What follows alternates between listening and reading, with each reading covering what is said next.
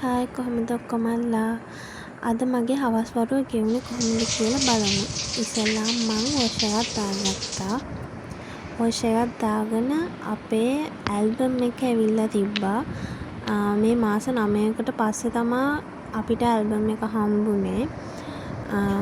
හරිම ලස්සනයි. ඔයගොල්ලොත් බලන්නකො මාත් එක්කම ඇල්බම් එකේ කවර් එක කරලා තිබ්බේ ග්‍රේ කලර් එකෙන්.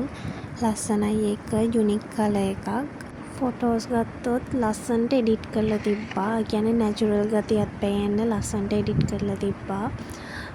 ගොඩක් ළමයි ඉතින් කැමතිනේ. ඒ කියන්නේ වෙඩින් එකේදී වෙඩින් ෆොටෝස් වල ලස්සනට ඉන්නවට.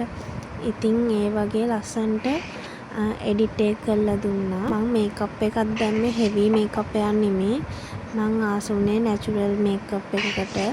හෙවි මේකප් දැම්මම කියන්නේ අඳුර ගන්නත් බෑ මේ මමද ඉන්නේ කියලා. ඒ හින්දා මම නැචරල් ලුක් එකකට තමා මේකප් එකක් දැම්මේ. මගේ සාරි එක ගත්තොත් ඒකත් මාර ලස්සනයි. ඒක හෑන්ඩ් මේඩ් සාරි එකක්. පර්ල් වලින් තමා කරලා තිබ්බේ. ලස්සනට සාරි එකක් තිබ්බා. මම ආසම මෙන්න මේ ෆොටෝ එකට හෝම් කමින් එකේ. ඒක මාරම ලස්සනයි. ඉතින් දැන් මං ඇල්බම් එක බලලා ඉවරයි. ඊට පස්සේ මම ටින්කර්බෙල් බලන ගොඩක් කල් ඉඳන් බලන් හිටියා. ඒ කියන්නේ YouTube එකේ එහෙම නැහැනේ. ඒ හින්දා මම CD කඩේකට ගිහිල්ලා ටින්කර්බෙල් අරගෙන ආවා.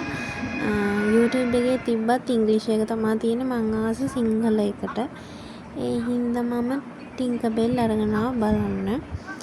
මේ දවස්වල ඉතින් ටිකක් බර වැඩි හින්දා මම කන්නේ ඉතින් පොඩි කෑම තමයි පොඩ්ඩක් ඩයට් එකක් කරනවා. ඉතින් දැන් රෑට මං ඒ ටික තමා කෑවේ. ඩයට් කරාට ඉතින් වැඩක් නැහැ. ඊට පස්සේ මම ආච්චිට කියලා හදාගත්ත පැණි සියඹල කියලා. සෙල්ල කතරගම ගොඩක් තියෙනවා. ඉතින් මං එහෙන් කාලා මට දැන් සෙල්ල කතරගම යන්න බෑනේ මේක ගේන්න. ඒ හින්දා මම ආච්චිට කියලා හදාගත්තා. ඊට පස්සේ මට පොඩි වැඩක් තිබ්බා. ඒ වැඩෙත් කරා. ඒක මේ ඇසයින්මන්ට් එකක්.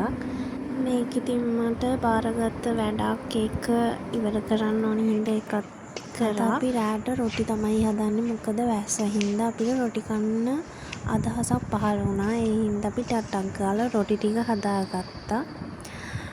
මෙන්න මෙහෙම තමයි රොටි හදන්නේ. දැකලා නැත්තම් බලාගන්න. හදාගන්න ඕනේ රවුමට. මෙන්න මේ වගේ හෙන ගහපු විදිහට නෙමෙයි. මේක නිකන් මේ රවුමක් නෙමෙයි මොකක් හරි ෂේප් එකක් වගේ කියන්නත් තේරෙන්න. ඉතින් අපි රොටි හදාගත්තා. රොටි හදන අතරේ බිත්තර බෝසායකකුත් දාගත්තා. ලුණු මිරිසක් හදාගත්ත සැරට. ඕගොල්ලන්ට නයි මිරිස් කොච්චි මොන කොච්චි හරි මොන මිරිස් හරි දිනනවා නම් ඒව ඔක්කොම දාගෙන මේ වෙලාවේ හදාගන්න ඕන සැරට. ඉතින් මගේ පළවෙනි රොටිය මෙන්න මෙහෙම තමයි තිබ්බේ. මං ඉතින් අපේ ආච්චිට කිව්වා මට රොටිය බාන එකේ පොඩි ක්ලිප් එකක් ගන්න. ඔයා පොඩ්ඩක් බාන්න කියලා. මේ බාපු හැටි තමයි ඩෝංගල විසික් කරා එක. මේ තියෙන්නේ අපේ චූටි ලින්ද. දැන් ඒක ගොඩක් පිරීලා තියෙන්නේ වැස්ස නිසා. මෙයා ඉතින් මොකක් වුණත් මෙයාගේ කට නම් හෙල්ලෙනවා හැමතිස්සෙම. යාට නිකන් නැවගිනුනත් බෑන්චුන් වගේ තමයි යා ඉන්නේ. මේ මෑ කරල්ලට යාට ගලවලා දෙන්නත් ඕනේ මදිවට එක.